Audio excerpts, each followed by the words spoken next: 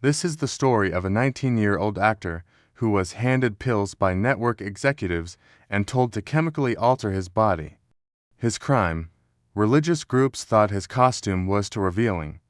That actor was Bert Ward, and he played Robin on the 1960s Batman series. But what happened behind the scenes was darker than anything that ever aired on TV. To understand what they tried to do to him, you need to know who Bert Ward really was before any of this started.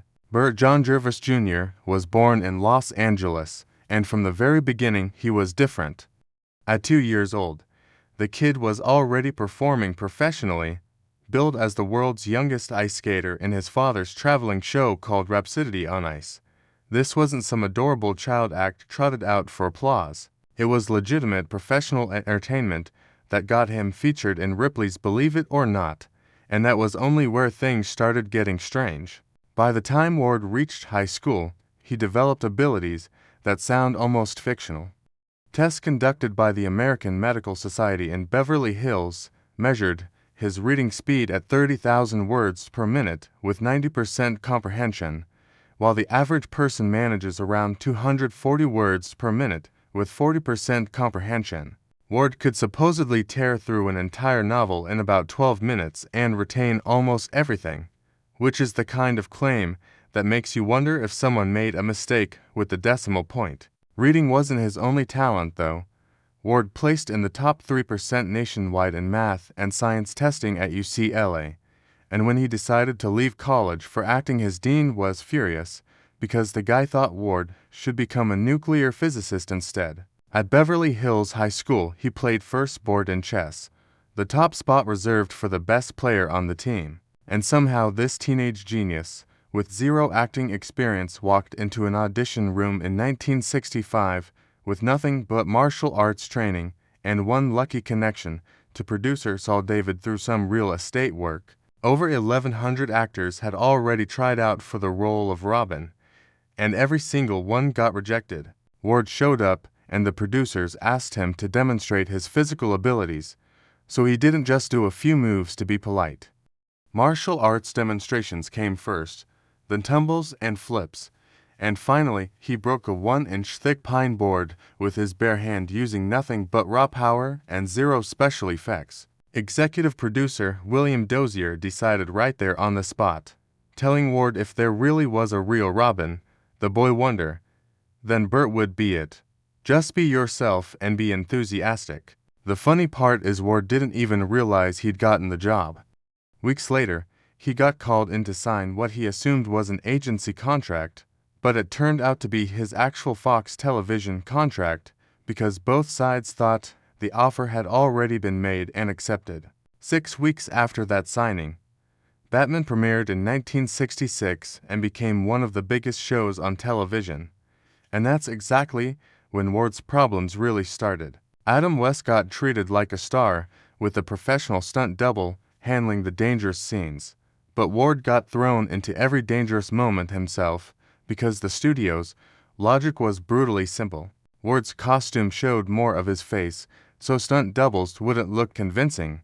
Plus, making Ward do his own stunts cost less than hiring professionals, and the result was basically a 3-season nightmare of constant injuries. Second-degree burns came from explosions, broken noses from mistimed fight scenes, concussions from falling debris, and toxic gas inhalation when special effects went wrong. Over 3 seasons, the emergency room saw Ward dozens of times, and one of the scariest moments happened during those famous bat pole scenes when Ward found himself 85 feet in the air with no safety net underneath. As he described it years later, "I went by extreme tension. If I hadn't grabbed the pole, I could have died," which is not the kind of thing you expect to hear from someone who was making a lighthearted superhero show for families. Another incident involved a wall exploding too close to his head during a stunt, leaving him completely deaf for a week. But the studio didn't stop filming because they just worked around his temporary disability like it was a minor inconvenience. None of that made headlines, though.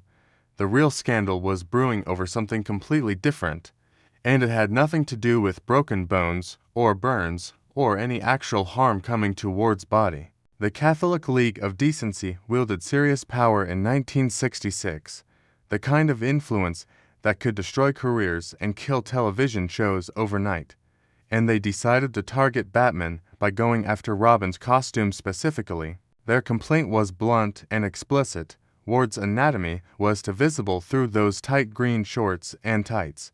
And while they'd had a similar issue with Adam West that got solved by stuffing Turkish towels into his costume, Ward's situation couldn't be hidden quite so easily. Official complaints got filed with ABC. Network executives completely panicked because religious boycotts could end a show in days. And the solution BC came up with sounds medieval by any modern standard. Ward got sent to a studio doctor who prescribed medication specifically designed to reduce his testosterone levels and physically shrink his anatomy, which meant a 19-year-old teenager was being asked to chemically alter his body just to make strangers more comfortable. Nobody warned him about long-term effects. Nobody discussed what this might do to his fertility. Nobody even asked for real informed consent. Ward just got handed a bottle of pills with instructions to take them every day. And he did start taking the medication, but something clicked after 3 days and he stopped. Years later, he explained his reasoning with brutal clarity. I decided that they can probably keep me from having children. So his workaround became strategically using his cape to cover himself during filming. The network never apologized. The Catholic League never acknowledged what they'd put him through. And Ward didn't talk about any of it publicly until decades had passed. While all this craziness was unfolding, Ward formed a friendship that would become part of Hollywood history. Bruce Lee was Bert Ward's neighbor and training partner before he became a global icon, starring as Kato on The Green Hornet, which filmed at the same studio as Batman. The two young martial artists hit it off immediately and spent time sparring together privately while sharing techniques, and when The Green Hornet did a crossover episode with Batman, they made history because Bruce Lee's very first filmed fight scene was against Bert Ward's Robin.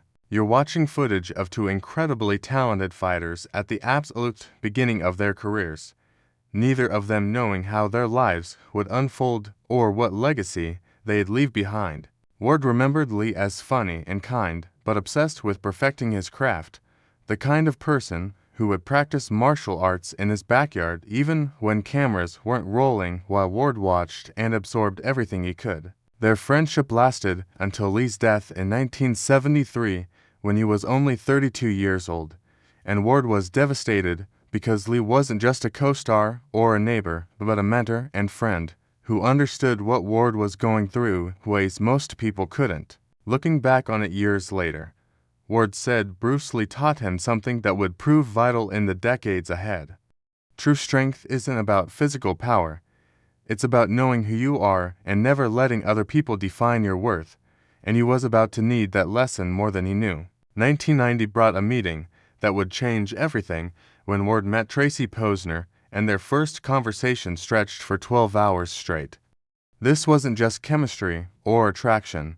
It was recognition between two people who understood what it meant to live under public expectations and private struggles. But there was a problem because Tracy's father was Victor Posner, a businessman who'd built an empire worth $600 million that included companies like Arby's Restaurants and RC Cola. Victor Posner was extremely protective of his daughter and had rules he considered ironclad. Never fall in love with an actor, and never move to Hollywood.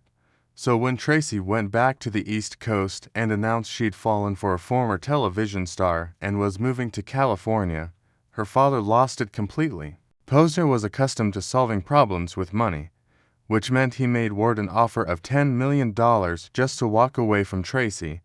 Ward's answer came immediately and without hesitation.